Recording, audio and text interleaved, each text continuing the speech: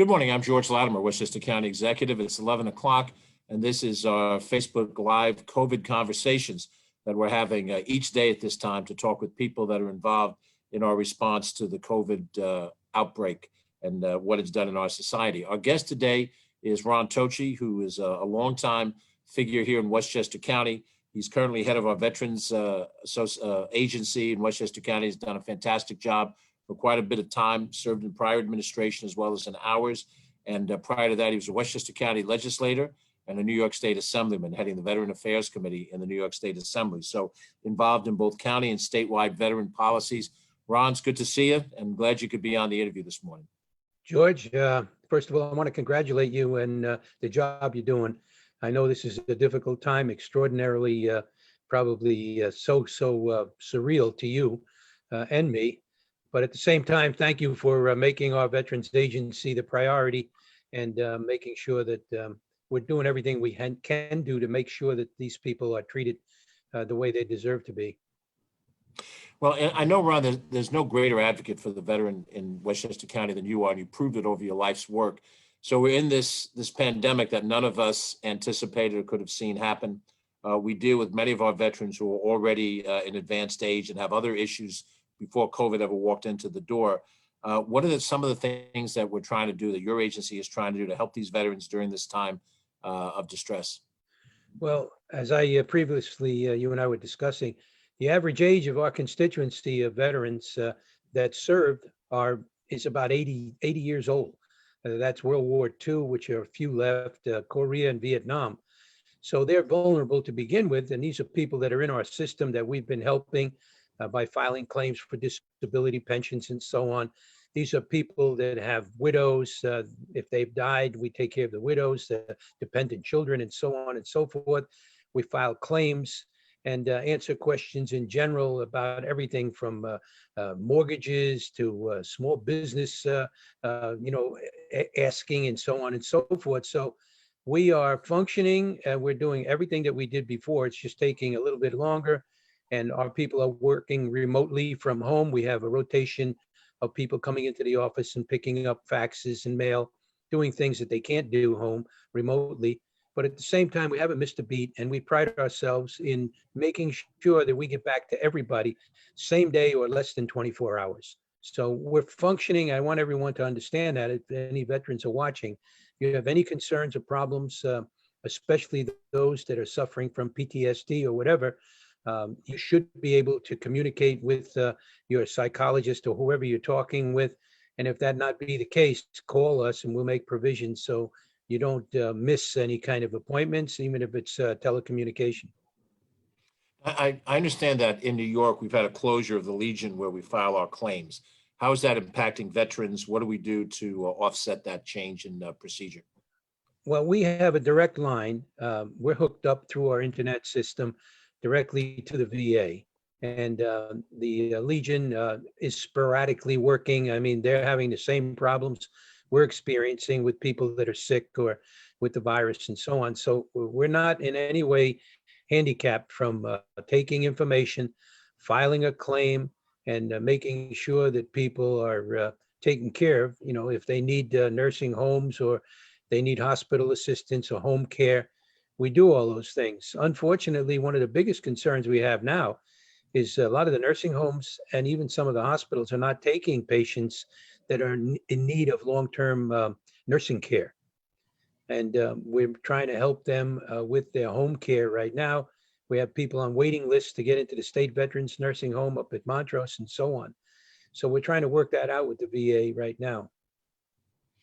And I gather that the Montrose facility itself is like every other nursing facility under stress, lockdown, people can't visit, and that's always got to be difficult. Yes, that's a very, very difficult thing to tell people you can't go see their loved one.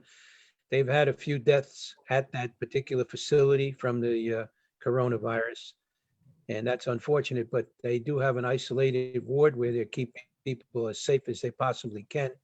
And I think they've done a pretty good job. I mean, there's a few, I don't know if it's even a dozen, but that's one too many. But at the same time, one of the most difficult things I do is making arrangements and details and attending some of these funerals. people that want their loved one who might be a decorated combat vet, a military burial, a military funeral. Those don't happen now. We put these people on a list, and I tell them, wait until things are stable, and we could probably get the military to come in at a later date and do an appropriate and deserving tribute. But at the same time, right now, what they do is they only allow up to 10 people in some cemeteries. You can't get out of your car. If it's a military burial or someone deserving, they put a flag in a case on top of the casket. And then after the clergy finish their service, it's presented to the family through the car window. It's very, very different from what I remember and what most of these people truly deserve. But we're coping with it, and we're doing whatever we can. I mean, I had my own hero. My first cousin, Cosmo Tocci, died just a couple of weeks ago, and I went to Oh, I'm that sorry. funeral. It was crazy. But at the same time, just so everyone understands.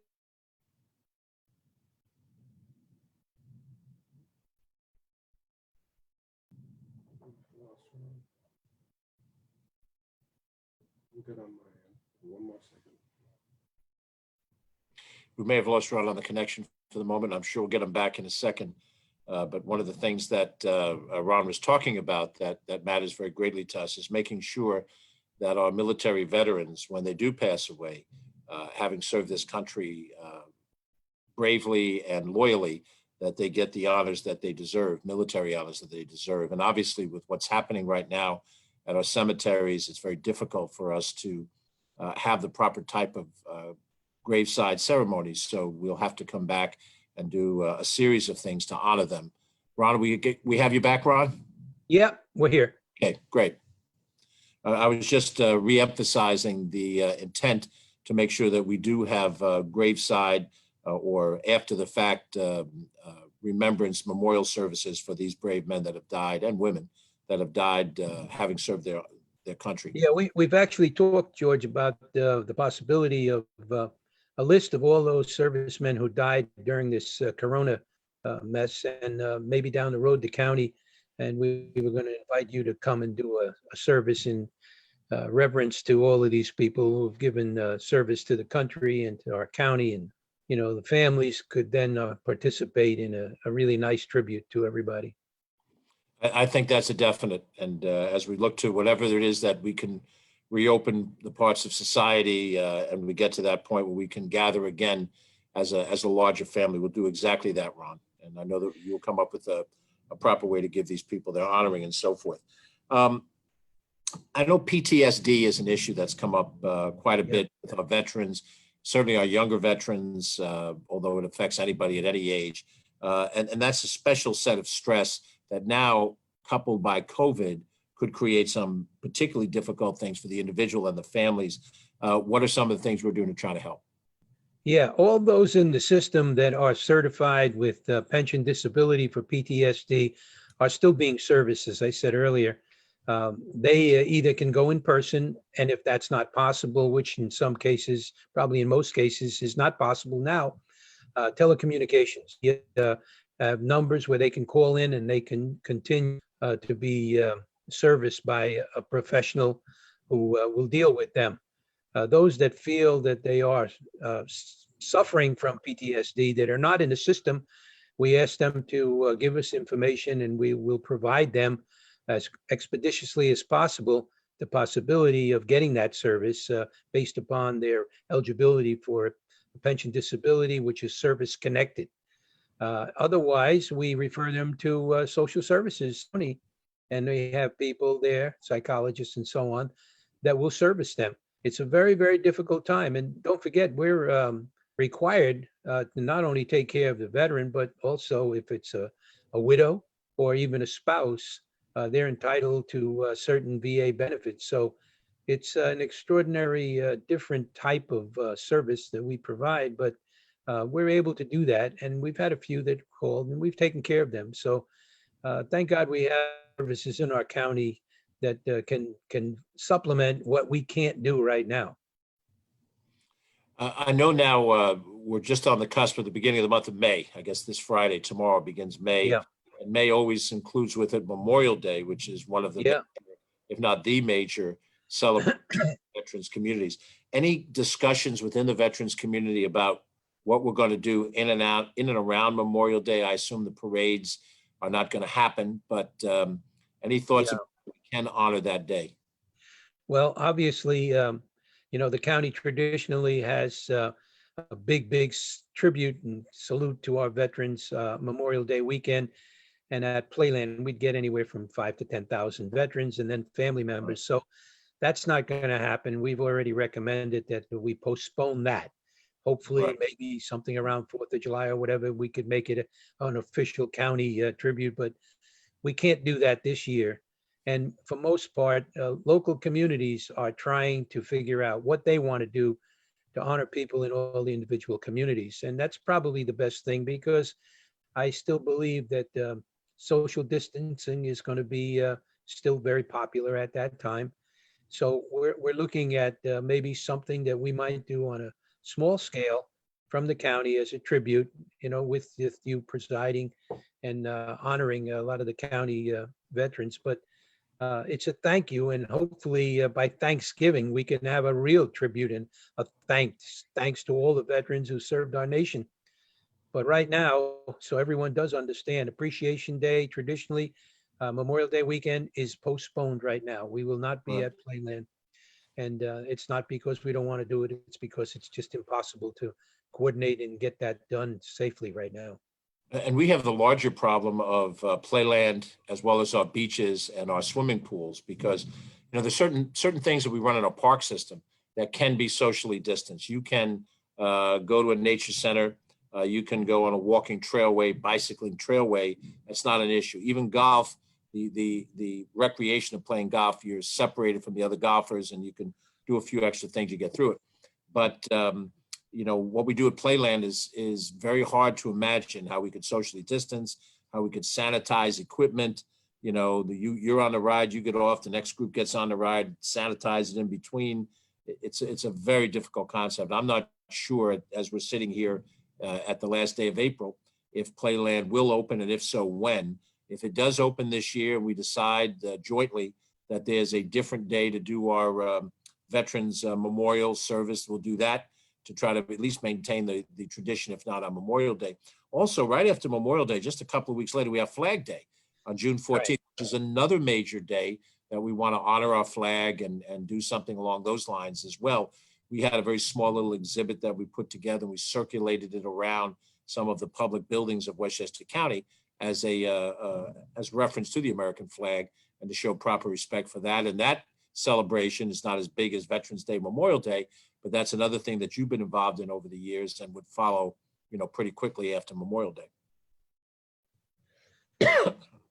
So we'll try to. I'm sorry. Go ahead, Ron. For most part, we understand and appreciate, your participation and your passion, and obviously, serving our veterans in the best way and most appropriate way from the county level.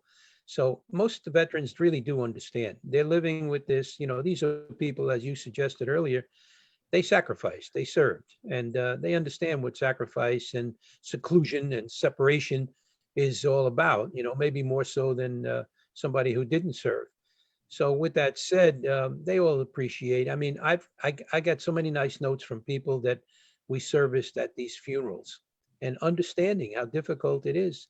And just the fact that we were there trying to help them, direct them, giving them the kind of support that they need at this particular time, they do appreciate it. I think our county is unique, and we thank all the people from you down that really have put together a plan that kept everybody aware and alert and safe. So I think we're going to be fine, and anything we can figure out that makes sense in social distancing, and at the same time maybe giving a tribute to these people on those special days, that's fine. So we're good. If I could mention, if anybody, I'm talking now to commanders and people that are running the posts on a limited basis, we have the ability to provide masks for people who do attend the funeral services and so on. So if you need them, you feel free to call us at the county agency, and that's 995-2145. And we'll be able to provide, limited quantity of masks to people that really need them because they're going out and doing something that nobody else is doing. Well, Ron, we appreciate your time, and more importantly, we appreciate your good work. You've been doing this for a long time. It obviously is a labor of love, and it takes, for all the extra hours that you spend, well beyond somebody doing a 9-to-5 job. You put your heart and soul in this whole area. You yourself, an honored veteran of your military service for this nation, and now honoring all the other fellow veterans that you've had the chance to work with all these many years. Ron gave out a number, 995-2145, 995-2145. Give them Yes, a call, and I think that offer of masks, as many as we have and as many more as we can get to you, would be very helpful, and we're happy to help our vets who need it. George, thanks again. Stay safe, okay? God bless all our first responders and our veterans. And you two and the family. We know that behind the camera there is Ron's son, Ron Jr., and he's making his contributions as well. So Ron, we thank you very much. And Ron Jr., we thank you very much. Best to the family and all the people who work in the agency. This is George Latimer, County Executive. We'll be back at 2 o'clock. We'll be live from Pleasantville, where we'll be giving you an update on where we are with some of the statistics, some additional information about where we are in Westchester in dealing with the virus. We have flattened the curve, but we're not home free yet, and we'll try to give you an update at that point in time. But thanks again to Ron Tocci today, and thanks for watching. We'll see you too. Thanks, George.